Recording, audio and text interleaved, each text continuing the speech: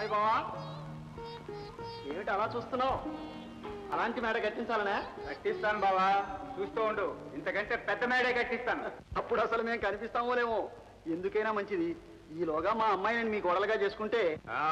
నాకు తెలుసు బావా, నువ్వెందుకు తొందరపడుతున్నావో. ఎంఏ పూర్తే మా సత్యం ఓ పెద్ద ఉద్యోగంలో చేరితే గొప్పింటి సంబంధం ఏదైనా వచ్చి పడుతుందనేగా. ఆ భయం నాకెప్పుడు లేదు బావా. ఆడిన మాట నువ్వెప్పుడూ తప్పవని నాకు తెలుసు. ఏమిటో పేరయ్య, ఆ ఒక్క మాటే మిగిలింది.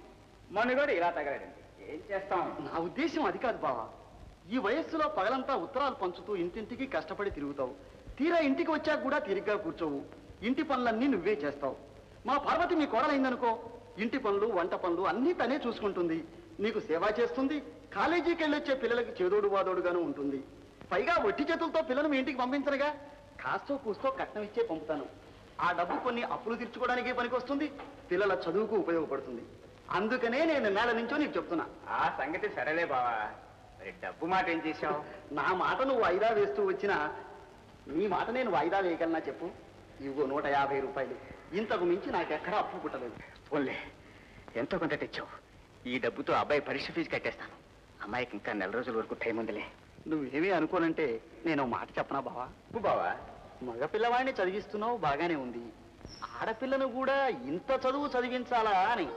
చూడు బావా, నాకు ఇద్దరూ 2 కళ్ళు. ఏ కంటిలో నలుసుపడ్డా నాకు బాధ ఒకటే.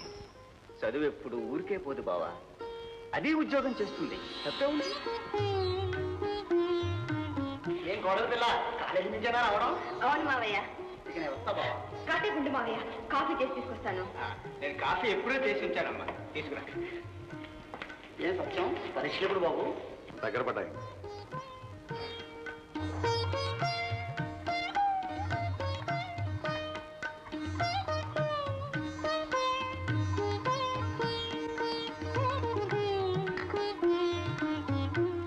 నేను వెళ్ళొస్తాను బావా.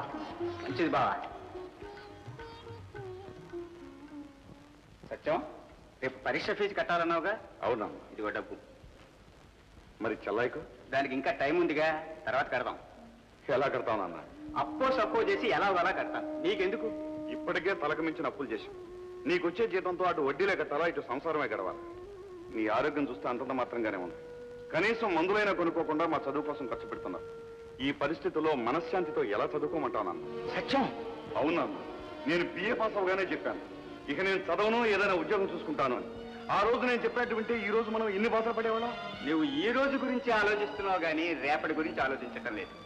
నన్ను చూడు, నేనే చదువుకున్నట్టయితే ఇన్నేళ్ళు పోస్ట్ మ్యాన్గా ఉండేవాడినా, ఎప్పుడో పోస్ట్ మ్యాన్ అయ్యేవాడిని.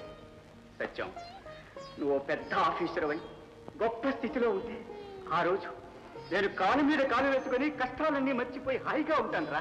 అందుకోసం ఒక నిర్ణయానికి వచ్చాను. దాంతో మన సమస్యలన్నీ తీరిపోతాయి. ఏమిటా నాది?